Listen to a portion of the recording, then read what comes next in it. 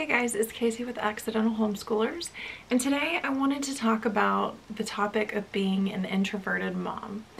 Now, some of you are probably an introvert, some of you are probably an extrovert, and some of you probably don't know what you are or haven't really thought about it. So I kind of wanted to talk about the challenges of being an introverted mom and being an introverted homeschool mom. Every change has a reason, baby, let it come to you. Every soul.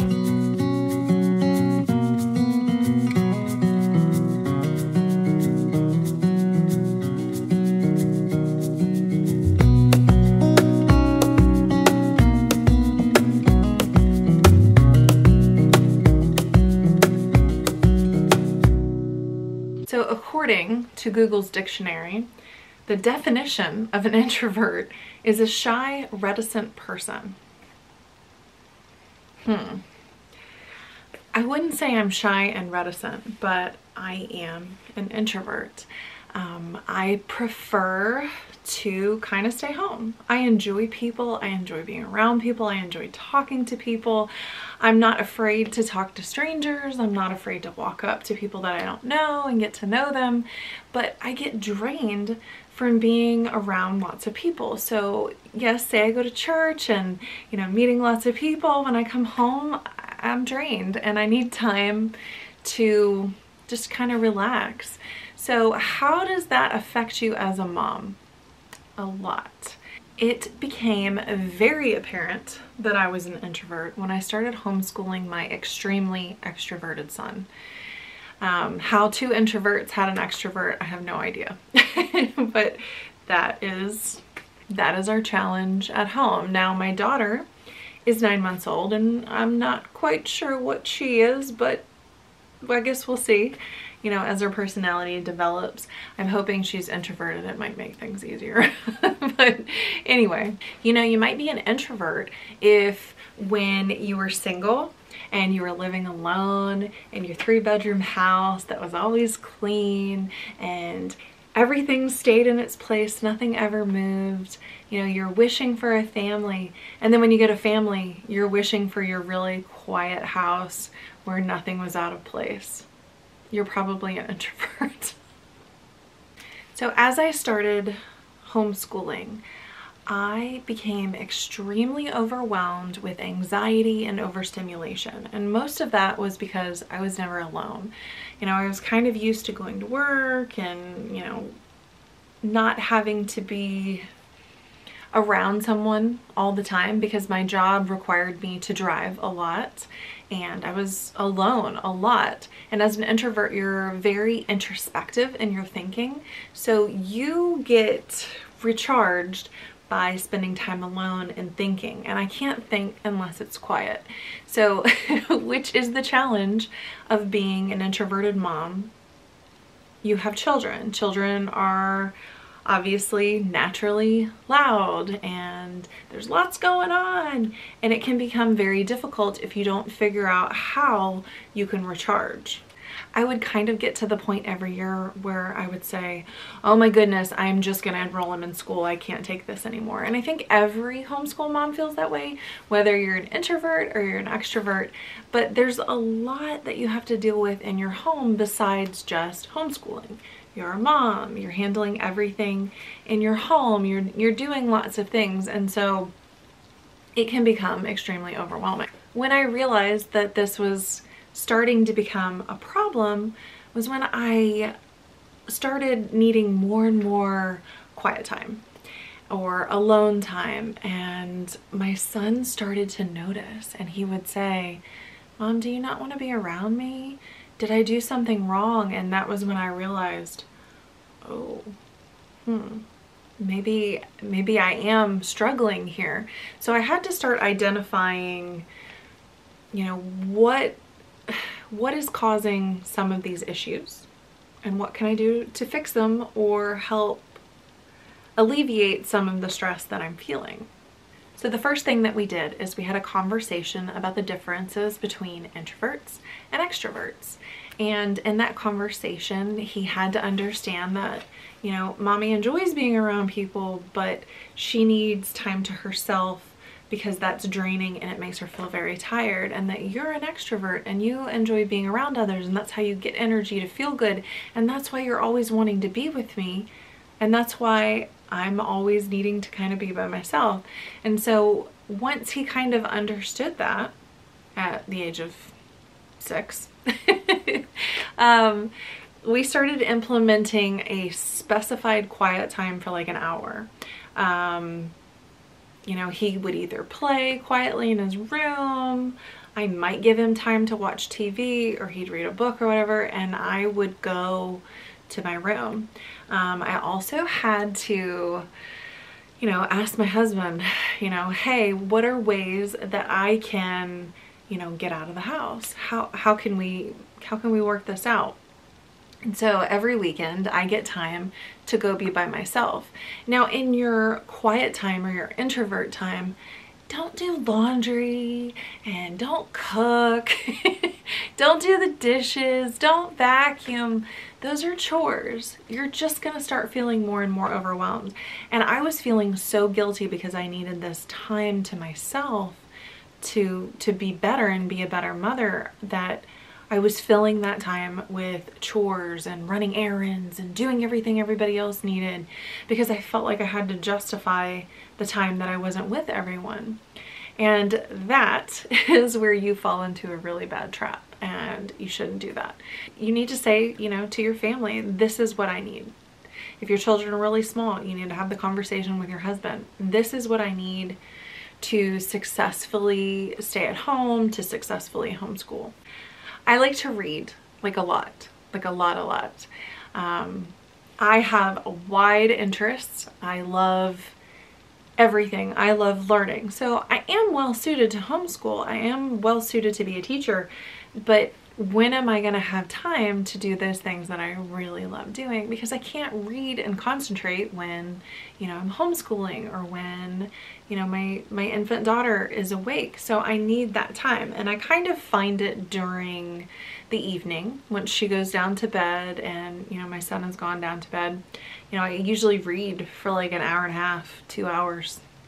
Long before I identified the issue, I would stay up like way past midnight just reading, because I felt like I could never get recharged, and then I would only have so many hours of sleep, and then I'd get up and I'd be tired, and it just perpetuated a really bad situation. So between quiet time, getting to read at night, sometimes, like you saw earlier, I like to go outside when the weather's nice.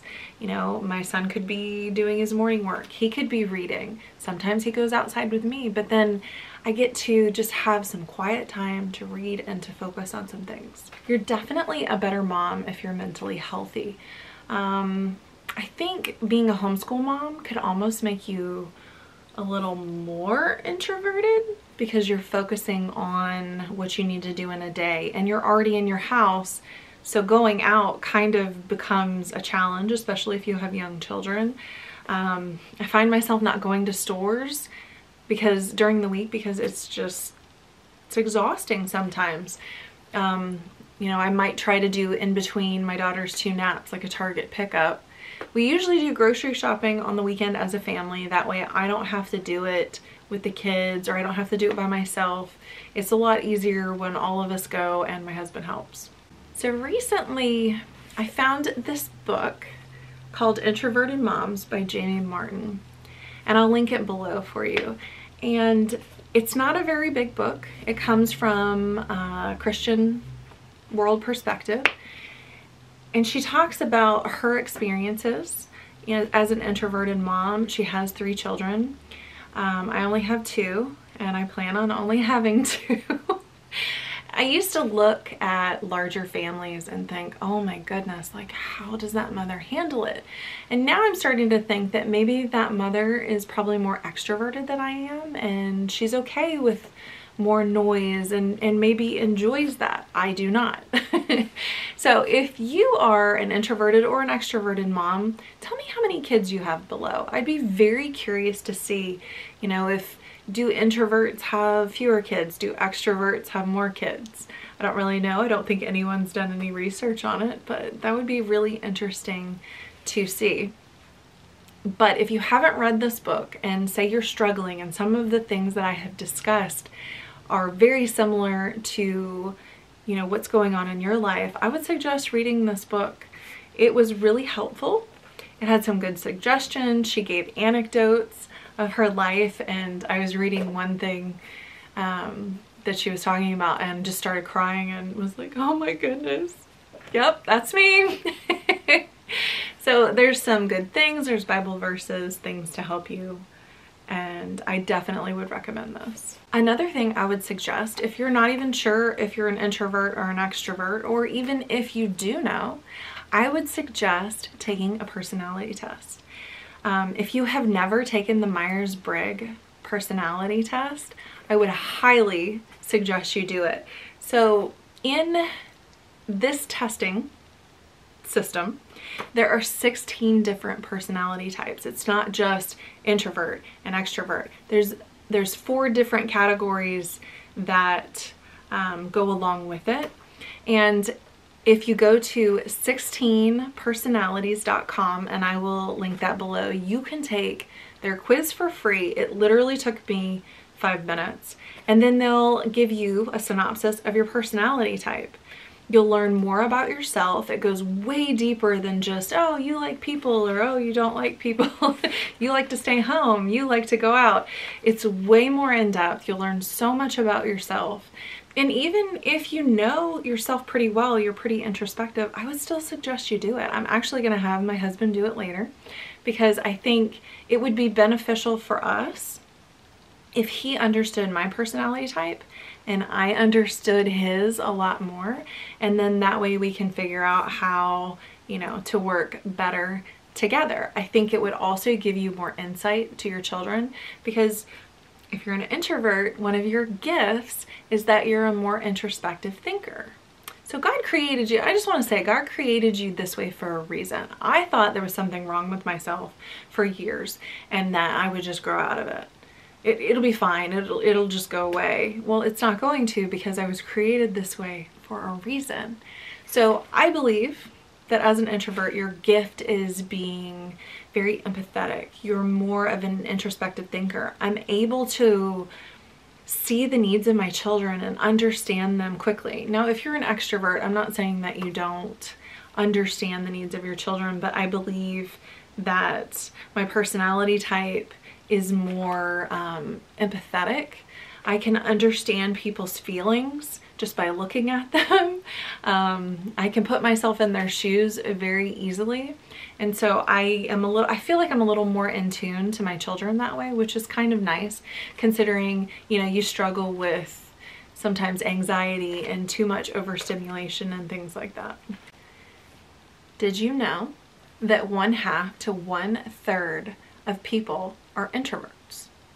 Think about that. That's roughly half of the population are just like you. So you're not alone. I wanted to make this video because it was something that I felt that it's not talked about a lot. And I think that people are silently suffering, you know, just kind of going through the day. And I wanted to let those out there that are similar to myself know you're not alone.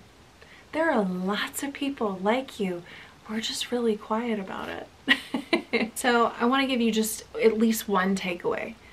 Remember, it's not a personality flaw. You were made this way for a reason. So start thinking about the things that you bring to your family that are different, the things that are special. So if you're an introverted mom, please comment below. I would love to hear a little bit about your stories. I would love to hear what's going on in your life. And if you're an extroverted mom who's watching this video, please comment below and tell me some stuff about your life. I would really appreciate it. So if you like this video, please hit the like button. If you're not already subscribed, please do subscribe. I would love to have you as a part of my channel and my community. And I hope that you have a great day. Goodbye. Also, if you take the test at 16personalities.com, please put what your personality type is below. I would love to see what it is. Every change has a reason.